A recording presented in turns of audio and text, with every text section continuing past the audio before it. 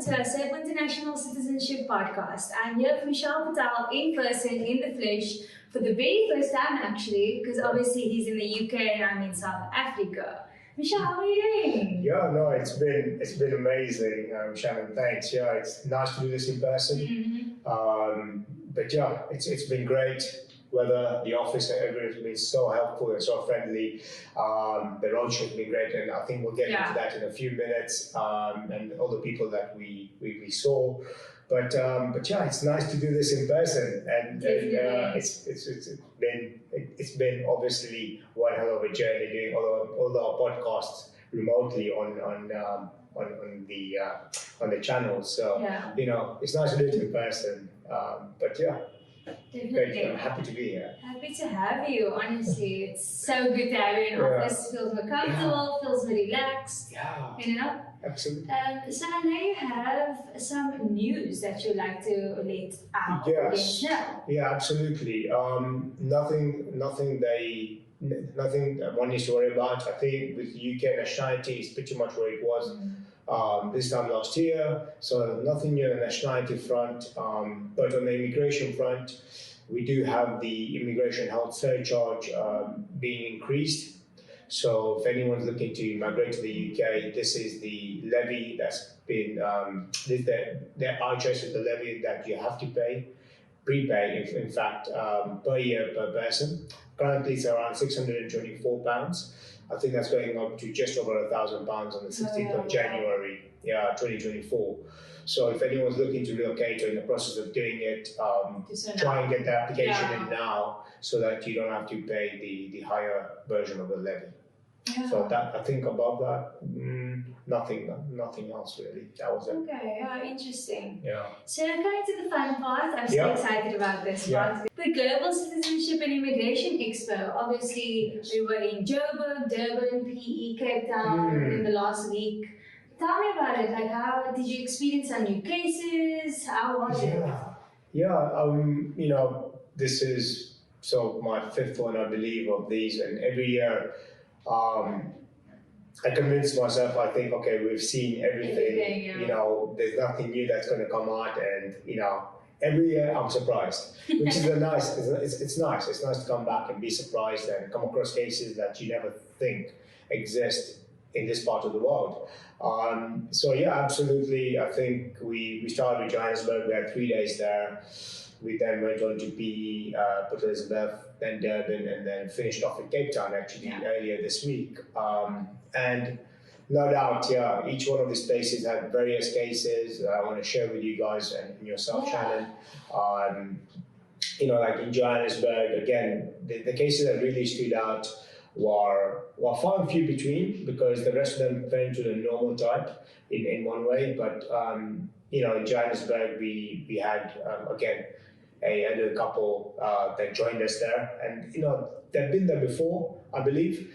They just didn't have the information, and this time around the gentleman had that information.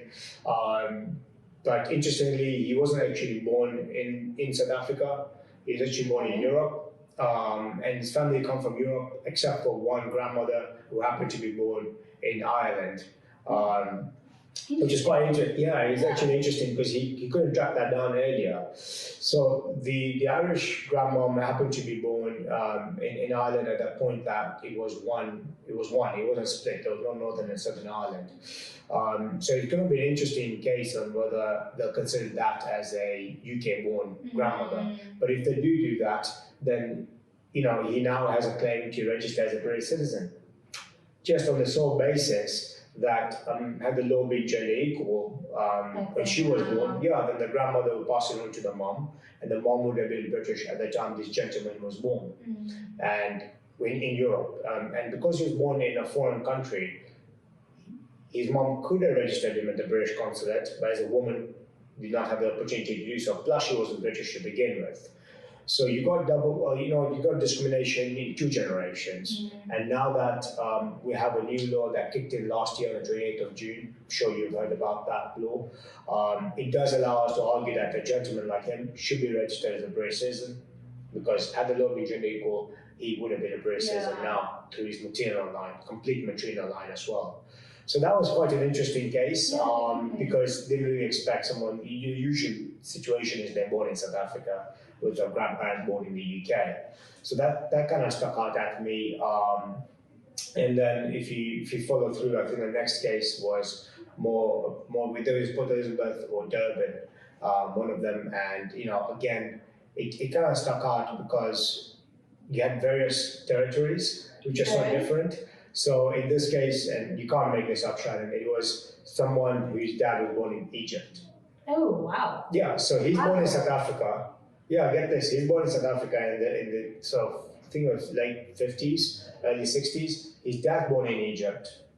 His paternal grandfather, so father's father was born in South Africa, and his great-grandfather was born in the UK. Okay. But, to cut a long story short, we managed to find a way in which the UK-born great-grandparent passes his nationality on. And because the father was born in Egypt whilst in the British protectorate, he was also able to pass on that nationality that he got by double descent himself to this gentleman born in South Africa in the late 1950s. And then that means that gentleman was British when he was born, alongside his grandparent, or he had a grandparent born in the UK as well. And when you couple those two up, it means he's a British citizen in the modern day. Yeah. Yeah, he gets a nationality, he gets right to vote through his grandmother. And it was amazing because he couldn't believe that he was already a British citizen. In fact, he's been a British citizen all his life. Yeah. And that was pretty cool to tell him, that, oh, you've been a British citizen all your life. And you can just get a British passport. Obviously, it all has to be evidenced, it's all theory, and that will be a challenge, I'm sure, to go back home and get the evidence of his great-grandparent, father, and all that. But that was an interesting case because you don't see those every day, so that kind of stuck out at me as well.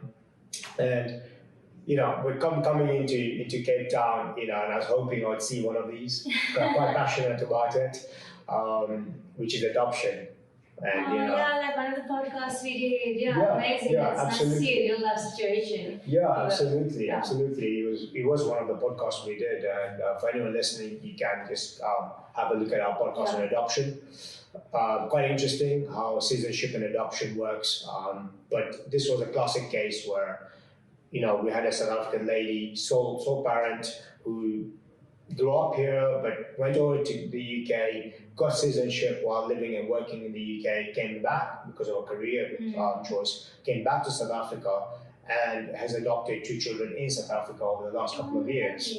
Yeah, really nice, really cute children actually. But what ended up happening here is she's now looking at options for her children's future and how she can internationalize her children, basically. She's well settled here, but children may want to look somewhere else. And we're going to go ahead and register our children as British citizens on the sole basis that had they been her biological children, they would be British. So because they're under 18, we can run that argument. So we're going to attempt to register the children at the discretion of the Home Office. So that was quite nice. Very interesting to see. Yeah, I think it means a lot to her as well because, for all intents and purposes, those are her children. Exactly. So that's quite nice and makes me feel really good actually. So that's quite nice. And I think there was one further one as well. And I think it was, again, if my memory serves me right, and it's all a bit of a haste to be honest with you, Shannon. I think it was to do with siblings. I think you might remember that more than I do because I think you brought that up. Yeah, there was one with 6 siblings, I believe, who all managed to get British citizenship. It was such an awesome experience because I was there at the Cape Town Expo. And it's just such a nice feeling to seeing the clients look out and excited to see that they actually have a claim. But that situation with this all siblings. You remember all of them literally look the same. Exactly. Like they're all siblings, obviously. Yeah, it is honestly such a cool experience to see. Yeah. Do you remember? Do you know how they qualified? I actually don't. You don't? So, are you ready for this one? Are you guys ready for this one? It is absolutely crazy. those 6 siblings qualify because of their mom's ex-husband. Okay, that sounds interesting. Yeah, that sounds interesting. So check this out. It's their mom's first marriage was to a British man, not too sure he got citizenship, but anyway, he was British, and they got married in South Africa in the early 60s. She then applied for British citizenship through her marriage to that first husband. So she registered through marriage, she had a certificate of registration through marriage, and since then she's always had a British passport. She then divorces him, I believe, and then remarries, and then has these siblings that we saw in Cape Town. Now, they're all born after her registration. Okay. So had the law been gender equal, they could have been British through their mom. Because the mom became British not because she was by descent, who her dad, no, it was by marriage. So here you have a situation where all those children born to her now would have a claim to register as British citizens, each one of them, because of their mom's registration to the first marriage. So that's how that worked. I couldn't believe it. Something that I just need some clarification on. Sure. So you mentioned that she got her British citizenship through her ex-husband. Yeah. How does that work? Because I understand that British citizenship you can't get it through marriage in the modern day. Is it Correct. did you go through a spouse visa, or how does it work? That's actually a good question. No, so yeah, just to clarify, in the modern day, you're absolutely right. If you marry a British citizen, you got to move to the UK on a spouse visa, see after your 5 years on the visa, then get indefinite leave to remain and then naturalize. Okay. Whereas at a time before the 1st of January 1988, you could simply just show you're married to a British citizen, living, so let's say in South Africa, and that would be enough. And you would just go to a British consulate and register yourself as a British citizen based on the marriage. There had to be intention to probably live in the UK at some point, but hey, you didn't have to actually physically live there. So if that whole situation happened now, for example, then the kids would not been able to qualify. No. That is so crazy that the timeline of everything actually matters. Absolutely. And that's what some people don't actually realize, or myself, like I never knew that was actually a thing, But it's very clear that timeline actually matters. Timeline, changes in the law, the policy changes within the government changing, so now it's a lot to do with UK residency, whereas before it was all intentional based as well. And looking back over the last 5 years and been doing this now for 5 years, coming out to South Africa every year and trying to find claims for people, it's also nice to actually let people know that laws have changed. Just in what you're just saying now, we always think a law change is a bad thing. Like what we just said here, because now you're going to live in the UK as a spouse and all that. You can see it as a bad change, but sometimes it's not a bad change. Exactly. And we heard examples this time, Shannon, and you might have heard some as well yourself, because you attended the Cape Town versions of these roadshow, where we have told people 4 or 5 years back they don't qualify.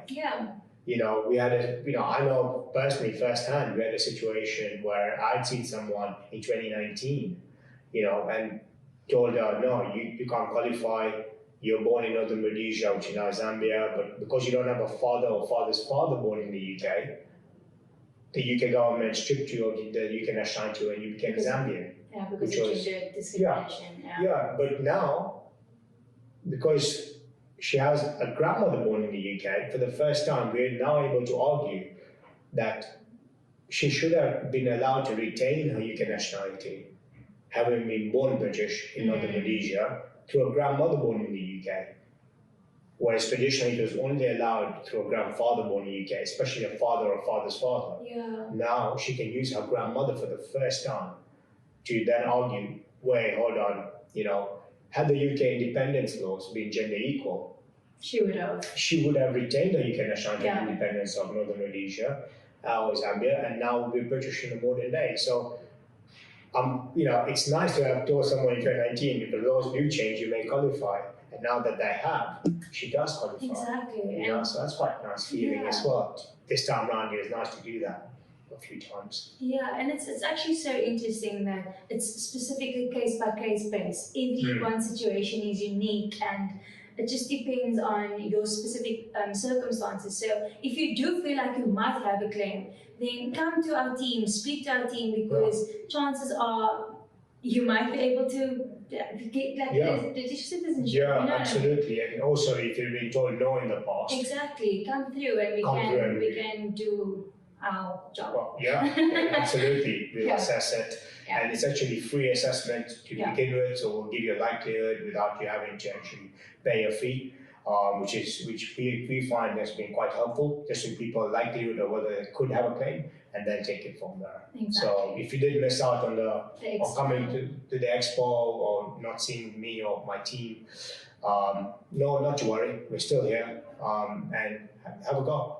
Come around and we'll try and sort you out. Yeah, perfect. I will leave all of the details in the description below. So pop us an email and we can go from there. Thank you so much, Mishal. Thank you so much for your time. It's so exciting that you were here with me in the office. Yeah, thank you guys. Bye.